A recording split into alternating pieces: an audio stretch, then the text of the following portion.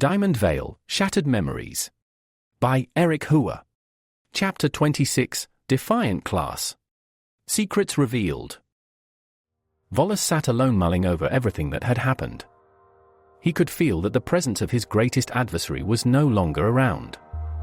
This was not how he had imagined things to be, but he had no time to be concerned as he sensed unwanted visitors near his laboratory. The door creaked as it opened, and entering were Arya, Arnov, Vihon, Myla, Dante, Willingham and Barman. They felt an aura of dread through the entire area. Even Vihon, who had been here for so long, never got used to such an atmosphere. Once they were all inside, the door slammed shut behind them. Arya tried to push it open, but to no avail. She resorted to punching the door, but while she was doing so, a trapdoor activated beneath Willingham and Barman. Arnov tried to grab them, but they had fallen out of reach. The trapdoor closed, and their group had decreased by 2. Vihon told everyone to stay close to him, but suddenly the lights went out.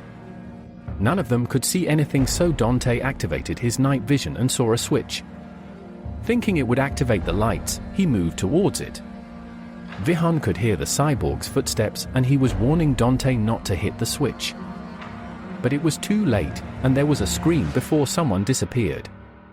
Vihon made his way through the darkness, trusting his memory. He found the switch he was looking for, and the lights had returned. However, Myla, Arnov and Vihon were the only ones remaining.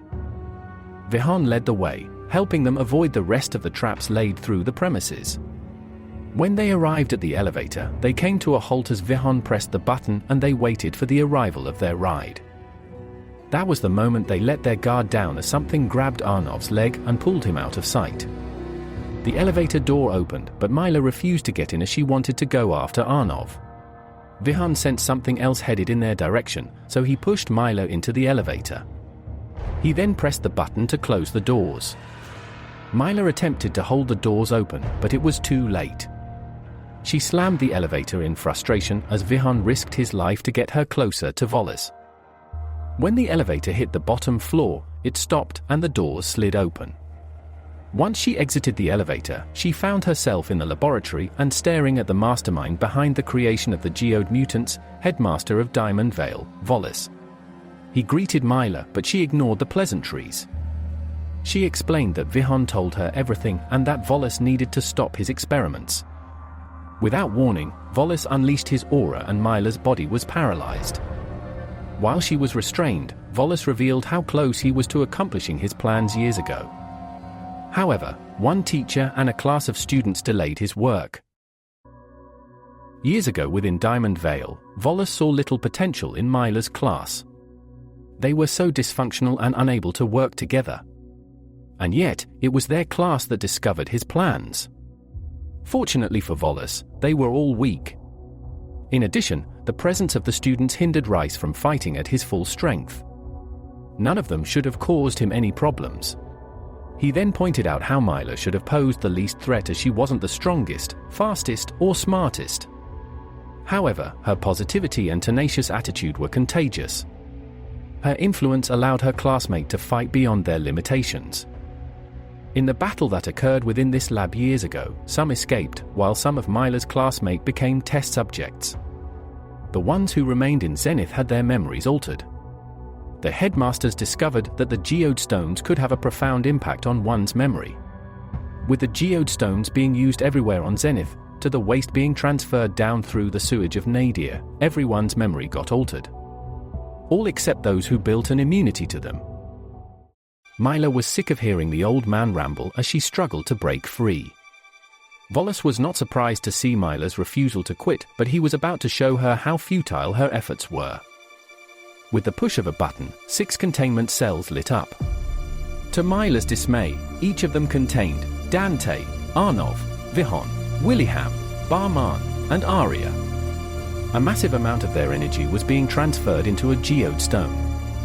Volice grabbed the stone and he was fed with all their powers. He could think of no better way to defeat his foe than with her own friend's powers. He first used Arnov's shield charge and bashed Myla against a table.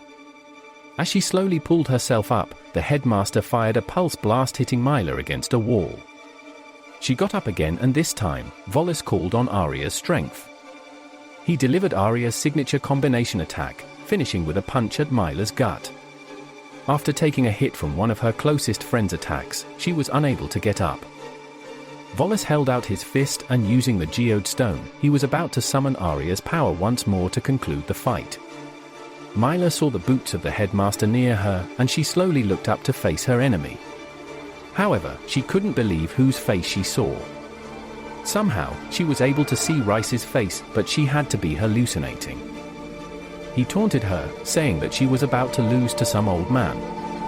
His comment aggravated her so much that it revitalized her fighting spirit. Myla did a flip kick at the man's face. She thought she landed a clean hit on Rice, but when she looked again, it was Volice who took the hit. Volice should have known better than to let his guard down.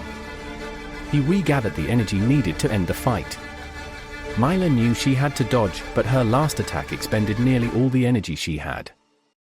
As Volice was about to land the finishing blow, a force field appeared before Myla.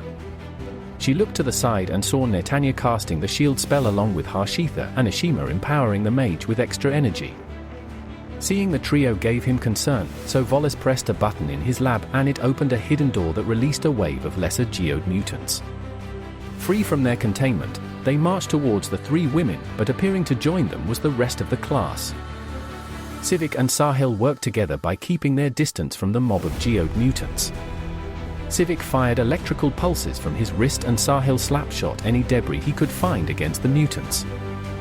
Following up was Team Absolute Nonsense consisting of Jacob, Devon, and Sarman. Jacob held his spear, Devon braced himself to charge through his foes, and Sarman transformed into his gorilla form. Together, they mauled through their enemies with loud and strange war cries. Devon tackled all the mutants, Sarman slammed them against one another, and Jacob electrocuted them. Then there were Amrita, Cece, and Dylan. The three temporarily regained their geode mutant forms, but this time, they had full control over their powers. CC's hair shards easily took out a squad of the mutants. Amrita ran a full circle around another group, creating a tornado that blew them against the wall. Finally, Dylan let out the biggest wail he could muster and scared off the multitude of geode mutants. Next, Ajay, Max, and Leo joined the battle. Ajay swung his hatchets rapidly, knocking aside any mutants in his path. Any targets that Ajay couldn't reach, Max picked off using his archery skills, and Leo would slash away the rest with his lion claws. With their combined efforts, they were able to repel the geode mutants. However, Volice had witnessed enough. In his rage, he let out a bellow, and anything caught within his aura was being suppressed against the ground by a heavy gravitational force. He had them in a similar situation years ago, but this time he was determined to end it. With his focus on all the students before him, he didn't notice someone tampering with his computer system, which messed up the power in the entire room. As the lights began flashing, he turned around to find the one person he didn't account for, Kira. Seeing the culprit who was disrupting his lab, he called forth Dante's cyborg arm and aimed his attack at the rogue. Myla warned her, but Kira was too focused on dismantling the computer. The pulse beam was headed straight for her, but jumping in front was Leo, who blocked the attack and fell to the ground, heavily injured. Volice showed no remorse and he was ready to strike Kira, but smashing out of her containment cell was Arya. She jumped onto the next cell, breaking Dante free and then Arnov. Together, they combined their efforts of Dante's missile barrage, Arnov's sword slashes, and Arya's dash punches to clear out the remaining mutants. The only enemy left was Volice. The headmaster was about to replenish his energy with the geode stone, but when he looked at his hand, the crystal was missing. He looked around and found Kira with the geode stone in her possession. While Volice was distracted, she used her tape to steal the stone from him. All he had left to depend on was his remaining energy, but it might be enough as Dante, Arya, and Arnov were close to exhausting everything in the tank. Myla watched the battle taking place, and she knew their efforts wouldn't be enough to defeat Volice. She could finally get up as Volice's gravitational field was weakened since he was busy battling her allies. Myla wanted to join the fight, but her body wouldn't cooperate. She thought she could only helplessly watch until Vihan shouted a message to everyone. He told them to lend their energy to the fighters who were still standing. Those who had their geode stones raised them, and those who were in their geode mutant forms raised their hands to give away their remaining energy. Arnov, Dante, and Arya were barely able to move. Volice thought he had them beaten, but the energies from their classmates reached their bodies and were shared between them. Not only did they feel rejuvenated, but many of their memories also returned. All the good times, tough times, and most importantly, all the training and combat experience they had, all returned. Volice's power had declined so much that his aura was no longer able to suppress anyone. Instead, he had to save all his energy into fighting the three enemies who stood before him. Arnov took the lead by using his shield charge technique. Volice held his ground as he was able to prevent Arnov from overpowering him. The headmaster was about to counterattack, but he saw Dante jumping above Arnov, ready to launch his sonic cannon. Right at that moment, Arnov gave an extra push to force Volice away from him, giving Dante a clear line of fire. His sonic cannon attack was directed at Volice, and he had no choice but to brace himself for the attack. The headmaster managed to use some of his energy to block Dante's attack, but it left him vulnerable to a blindside uppercut from Arya. He took the hit, but as she attempted to follow up with another punch, Volice grabbed her arm. He had Arya in his grasp, but kicking him in the liver was Myla. The impact caused him to let go of Arya, and together, the two girls struck him simultaneously. After the last attack, Volice was slow to react. As he looked up, he saw the four fighters approaching in different directions. They all got ready for one final strike, but Volice concentrated his remaining energy to unleash a Nova Pulse around him that struck all four warriors and sent them back against the ground.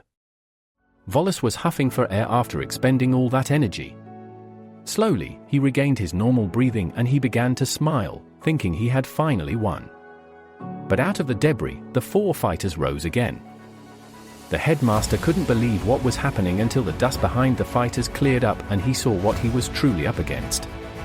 Beyond Dante, Arya, Myla, and Arnov, he saw the entire class standing behind them, and for a slight moment, a spirit that resembled their teacher appeared. With his energy near depleted, he turned around hoping to escape, but one person stood in his way.